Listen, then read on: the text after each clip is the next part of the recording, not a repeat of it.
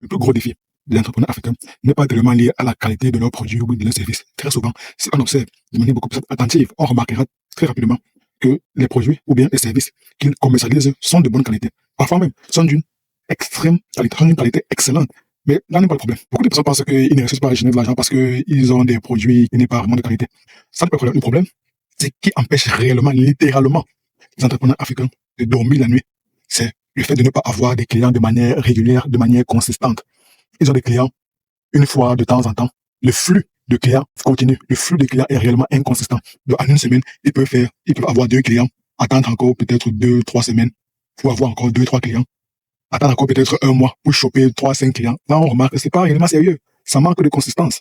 Donc, les entrepreneurs africains, ils savent qu'ils ont un produit, peut-être pas excellent, mais ce qui les embête profondément, c'est de savoir comment avoir des clients de manière régulière, de manière à ce que je ne laisse pas le hasard contrôler mon business. Ils cherchent par tous les moyens, légaux, bien sûr, ils cherchent par tous les moyens s'assurer d'avoir des clients de manière permanente, de manière régulière, voire même de manière prédictive, de manière prévisible. Ça, c'est un point de douleur chez la plupart des Africains qui ont un business, que ce soit un business digital, un business en ligne, ou bien même un business physique. C'est le même point de douleur.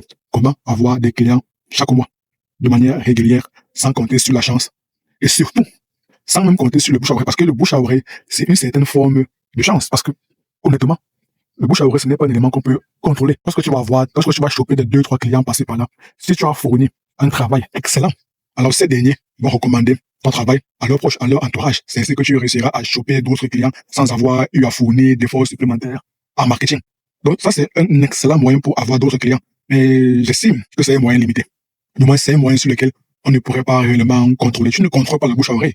Parce que c'est le client que tu as eu qui décidera par sa bonne volonté, par sa magnanimité d'en parler de ton business ou bien de ton activité à son entourage. Bien que tu peux user de certaines astuces, de certaines techniques pour l'inciter à recommander ton business, ton activité à son entourage, c'est. Mais moi, j'estime toujours que ça reste limité. Donc, comment faire donc pour avoir de nouveaux clients chaque mois, sans compter sur le bouche à oreille, sans compter sur la chance, et avoir ces clients de manière permanente, de manière régulière, de manière consistante. Moi, la solution que j'ai réussi à trouver, c'est juste de faire la création de contenu. Au moins, avec la création de contenu, ce n'est pas réellement prédictible. Mais au moins, lorsque tu as une chaîne YouTube, ou bien une page Facebook, ou bien un compte Instagram, ou bien un compte TikTok, les contenus que toi tu publies, c'est toi qui as décidé quels sont les sujets que tu abordes. Donc là, c'est un élément de plus qui rentre dans la balance du contrôle.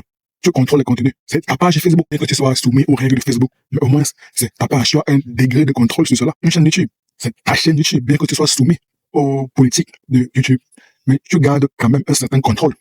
Pareil, ton compte TikTok, c'est ton compte Instagram. Donc, lorsque tu as une présence en ligne, lorsque tu as une présence sur les réseaux sociaux et que tu décides de publier du contenu, tu gardes un certain contrôle sur ta page, sur tes différents profils que tu as en ligne.